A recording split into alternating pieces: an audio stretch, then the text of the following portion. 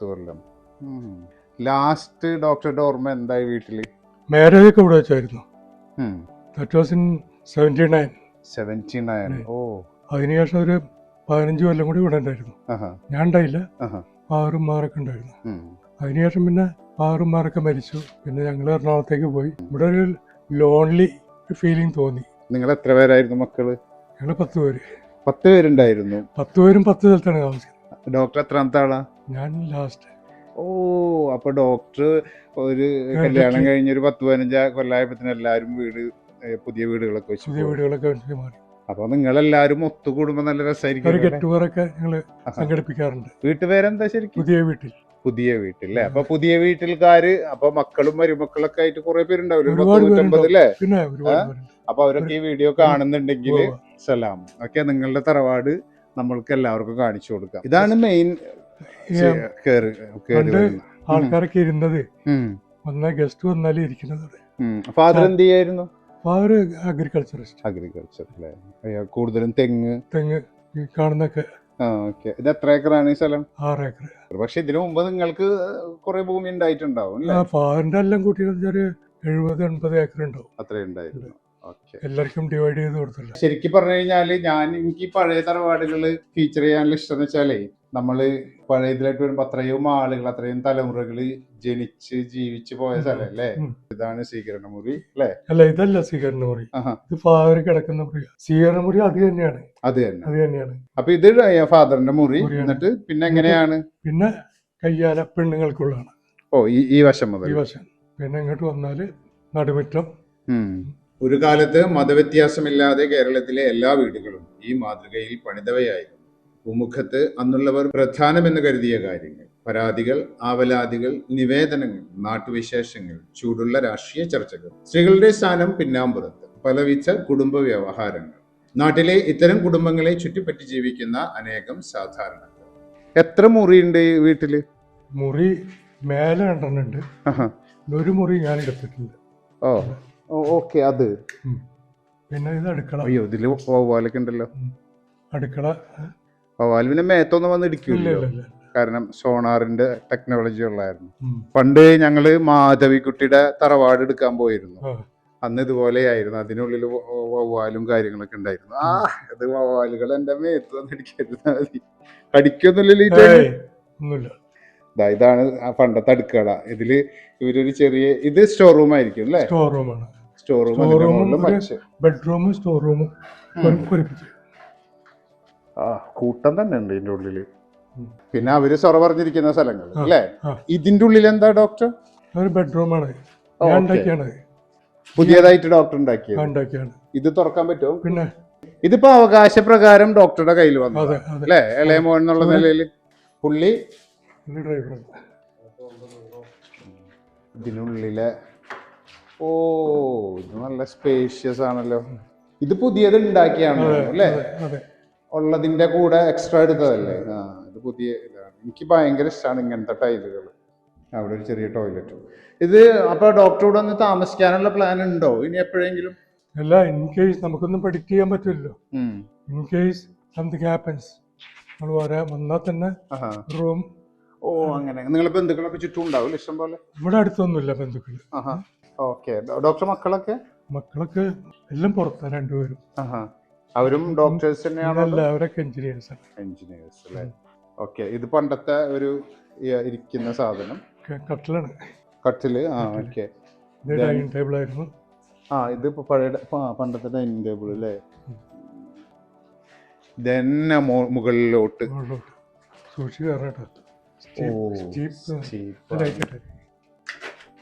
പണ്ട് എൻ്റെ ഉമ്മ ജോലി ചെയ്തിരുന്ന സ്ഥലത്തെ അവിടെ അവരെ തറവാട്ടിൽ ഇതുപോലത്തെ ഒരു കോണിയുണ്ട്. അത് ഇങ്ങനത്തെ ഒരു ഒറ്റപ്പാളിയായിരുന്നു. ഒറ്റപ്പാളി നമ്മൾ തുറന്നിട്ടാണ് പോകേണ്ടത്. ഞങ്ങളുടെ മെയിൻ പരിപാടി, പിള്ളേരെ മെയിൻ പരിപാടി എന്താണെന്ന് വെച്ച് കഴിഞ്ഞാൽ അതിന്റെ മുകളിലല്ലേ മാങ്ങയും പുലിട്ടതും മരപ്പട്ടി ഒന്നും ഉണ്ടാവില്ല. ലൈറ്റ് അല്ലേ? ഇവിടെ ലൈറ്റ് ഉണ്ട്.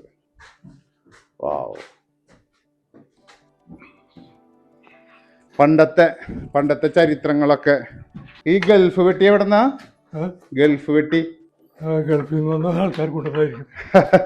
ഗൾഫിലുണ്ടായിരുന്നു അപ്പൊ വീട്ടുകാരൊക്കെ? അല്ല, ഞാൻ ഉണ്ടായിരുന്നു കുറച്ചാള്. Okay okay okay. പിന്നെ ഇതാണ് ഡോക്ടറെ പെട്ടി. അല്ല, മക്കളൊക്കെ വരുമ്പോഴേ ആ കൊണ്ടുവരാണ്. പണ്ടത്തെ വലിയ ബെഡ്, സാധനങ്ങള് എല്ലാം. കിടക്ക, പഞ്ഞിയുള്ള കിടക്ക. മച്ച് നല്ല സുഖമായിരിക്കും ഇതിനുള്ളിൽ കിടക്കാൻ. ഓ, ഇവിടെ ഒരു കിളിവാതിൽ എന്തിനത്? അങ്ങനെ ഒരു എന്തെങ്കിലുമൊക്കെ വെക്കാനായിരിക്കും. ഇത് ഡോക്ടറല്ലേ ഇത്? ആ, ഇതൊന്നും ഇത് തുറക്കാൻ പറ്റൂലേ? പിന്നെ പെയിന്റ് ചെയ്തിട്ടാണ് ഉള്ളിലൊക്കെ. ആ ഓക്കെ, ഉള്ളിൽ തയ്ക്കില്ല, ഞാൻ കൈയിടുന്നില്ല എന്തായാലും. അപ്പൊ ഇതാണ് സംഗതി. പക്ഷെ ഞാൻ പറയുന്നത് ഈ റൂമിൽ നിൽക്കുമ്പോഴും നമ്മൾക്ക് ഭയങ്കരമായിട്ട് കൂടുതലും അന്ന് കല്യാണം കഴിഞ്ഞ ആൾക്കാരൊക്കെയാണ് മുകളിലെ റൂമിലല്ലേ, അവർക്ക് പ്രൈവസി കാര്യങ്ങളൊക്കെ കൊടുക്കാനൊക്കെ ആയിട്ട് അതിനൊക്കെ പറ്റിയിട്ടുള്ള റൂമാണ്. ഇതൊരു ബാത്റൂമാണ്. ഇതൊരു അഡ്ജോയിനിങ് റൂം. ഇത് പിന്നെ ഇനി മുകളിലോട്ട് ഉണ്ടല്ലേ? 3-ാം തട്ടുണ്ട്. 3 തട്ടുണ്ട്. ഇവിടുന്ന് മാത്രമേ ഉള്ളൂ അതോ? അതെ, സൂക്ഷിക്കണേ. അയ്യോ, ഇത് പ്രത്യേകിച്ച് കാണാനൊന്നുമില്ല. ഈ റൂമിന്റെ പർപ്പസ് എന്താ ശരിക്കും? അപ്പോ നമ്മള് വിറകൊക്കെ വെച്ചിരുന്നാണ്. ഓ, ഇവിടെ വിറകും അല്ലേ? ഇത് ബെഡ്റൂം അല്ലേ? ബെഡ്റൂം അല്ല, എടുത്തുകൊണ്ട് പോയിട്ട് അവിടെ വെച്ചിട്ട് ആവശ്യമുള്ളപ്പോ ഉപയോഗിക്കാൻ വേണ്ടിട്ട്, അല്ലാണ്ട് ബെഡ്റൂം ആയിട്ടല്ലേ. കുറെ നമ്മൾ ഇങ്ങനെയുള്ള മച്ചൊക്കെ നമ്മൾ കാണിച്ചിട്ടുള്ള അല്ലേ? അങ്ങനെയുള്ള മച്ചുകളിൽ ഒരു മച്ച് അങ്ങനെ വിചാരിച്ചാൽ മതി. കിളിവാതില്. കുറ്റിയിടും. ഇത് ടോയ്ലറ്റ് ആണ് അല്ലേ? ഇവിടെ ഒരു വാതിലുണ്ടല്ലോ, എന്തിനാണോ? ഇവിടെ കുളിക്കാനും മറ്റേ. Okay okay okay. പഴയ റെഫ്രിജറേറ്റർ, ലെനാർഡ് എന്ന് പറയുന്ന ഫ്രീസർ കമ്പാർട്ട്മെന്റ്. ഞാൻ എൻ്റെ ലൈഫിൽ ഇങ്ങനൊരു ഫ്രിഡ്ജിനെ കുറിച്ച് കേട്ടിട്ടില്ല. ഈ ഇടനാഴി കഴിഞ്ഞ് കഴിഞ്ഞാൽ പിന്നെ ഇങ്ങോട്ട് ഗസ്റ്റുകൾ വരുമ്പോൾ സ്വീകരിച്ചിരുത്തുന്ന ഭാഗങ്ങളായിരുന്നു. ഇവിടെ ഒരു മുറിയുണ്ട്. അപ്പൊ ഈ 10 മക്കളുണ്ടായിന്ന് പറഞ്ഞില്ലേ? അപ്പൊ മുകളില് 2 റൂമുണ്ട്. അന്നങ്ങനെ റൂമല്ല, കയ്യാലൊക്കെ എല്ലാരും കിടക്കും അല്ലേ? ഇത് കിഴക്കേ പൂമുഖം, മറ്റേ പടിഞ്ഞാറ് പൂമുഖം. ഡോക്ടറുടെ ഏറ്റവും നല്ല ഇപ്പൊ നമ്മൾക്ക് വീടിന്റെ ഒരു നൊസ്റ്റാൾജിയ എന്ന് പറയുന്നത് നമ്മുടെ ഓർമ്മകളാണല്ലോ. ഡോക്ടർക്ക് ഇവിടെയുള്ള കുറച്ച് അങ്ങനെ നല്ല ഓർമ്മകൾ എന്തൊക്കെയാ? എനിക്ക് ആ പുഴയിൽ കുളിക്കുന്ന മാത്രം. ഞാൻ കുളിക്കല് പുഴയില. ആ പുഴയിൽ കുളിക്കലും അവിടെ നീന്തി അക്കരക്ക് കിടക്കും, തിരിച്ചു കിടക്കും, പിന്നെ വഞ്ചി കുത്തി പോകും. അതൊക്കെയായിരുന്നു എൻ്റെ ഏറ്റവും വലിയ ഹോബി. മീൻ പിടിക്കാൻ പോകും. ചൂണ്ടല്. ഇപ്പൊ എറണാകുളത്ത് എവിടെയാ താമസിക്കുന്നത്? പാലാരിവട്ടത്ത്. അതൊക്കെ ഭയങ്കരമായിട്ട് മിസ് ചെയ്യുന്നുണ്ടാവില്ലേ? ഞാൻ ഇടയ്ക്ക് ഒരു 3 ആഴ്ച കൂടുമ്പോ വരും. എത്ര ദിവസം നിൽക്കും? ഇല്ല, ദിവസം നിൽക്കൂല. രാവിലെ വന്ന് വൈകിട്ട് പോകും അല്ലേ? പുഴന്ന് പറയുമ്പോൾ ഇവിടുന്ന് കുറെ ദൂരം ഇല്ല, കാണുന്നത് അല്ലേ? ഓക്കെ, ഞങ്ങളിപ്പോ ഇത് കഴിഞ്ഞിട്ട് അങ്ങോട്ട് പോയിക്കോളാം. പിന്നെ അന്നത്തെ കാലത്തെ ഒരു മെയിൻ സംഗതിയായിരുന്നു വീട്ടിൽ വരുമ്പോൾ വരുന്നവർക്ക് താമസിക്കാനും, ചിലപ്പോ ഡ്രൈവർമാരൊക്കെ താമസിക്കില്ല ഇവിടെ. നമ്മളെ ഗസ്റ്റ് ഉണ്ടെങ്കിലേ ഗസ്റ്റിന് അതിന് വേണ്ടിട്ട് ഉണ്ടാക്കിയിട്ടുള്ള ഔട്ട് ഹൗസുകളാണ് ഇതൊക്കെ. കണ്ടില്ലേ ഇങ്ങനെ. നമ്മൾക്ക് നമ്മുടെ നാട്ടിലെ പഴയകാല തറവാടുകളുടെ പല രാഷ്ട്രീയ സാമൂഹ്യ വശങ്ങൾ പറയാം. പക്ഷെ അതോടൊപ്പം ഇതിൻ്റെ ഒരു കുടുംബവശങ്ങളും കൂടി ഉണ്ടായിരുന്നല്ലോ. ധാരാളം കുട്ടികൾ, മക്കള്, മരുമക്കൾ അങ്ങനെയൊക്കെ ആയിട്ട്. അപ്പം മലയാളികൾക്ക് കിട്ടിയിരുന്ന ഒരു സുരക്ഷിതത്വം അത് ഇന്നത്തെ കാലത്തില്ല. ഇന്ന് അറ്റോമിക് ഫാമിലീസ് ആണ്. ഒരു വീട്ടിൽ 2 ആളുണ്ടാവും, 3 ആള് മാക്സിമം.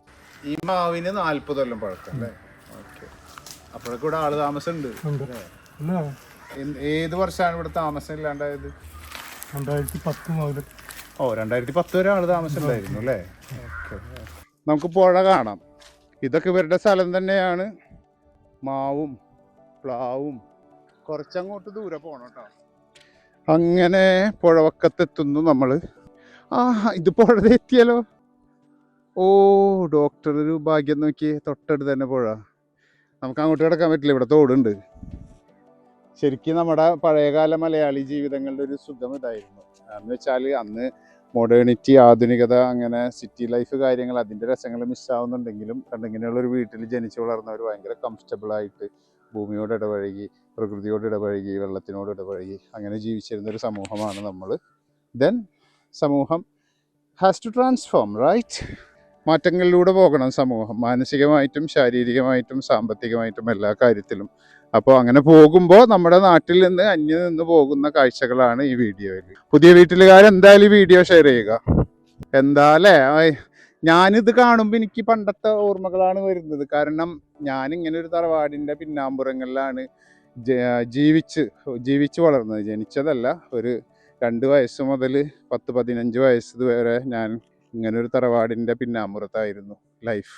സോ ഇത് കാണുമ്പോൾ എനിക്ക് ആ ഓർമ്മകളാണ് വരുന്നത്. സാധാരണ എല്ലാവരും ഇങ്ങനെയുള്ള സംഗതികൾ പൊളിച്ചു കളയാന്ന് പറയുമ്പോൾ ഇത് മെയിൻറ്റെയിൻ ചെയ്യാനുള്ള ഇതിനോടുള്ള സ്നേഹം അത് വളരെ ശ്ലാഘനീയം അല്ലേ, അങ്ങനെയാണ് പറയുക. ഇത് ഡോക്ടറുടെ ഫാദറായിട്ട് പണിതതാണോ വീട്? Grand father. Grand father. ഫാദറിന്റെ ഗ്രാൻഡ് ഫാദറിന്റെ ഒക്കെ പേരെന്തായിരുന്നു? ഫാദർ അഹമ്മദ് അമ്മുവാജി.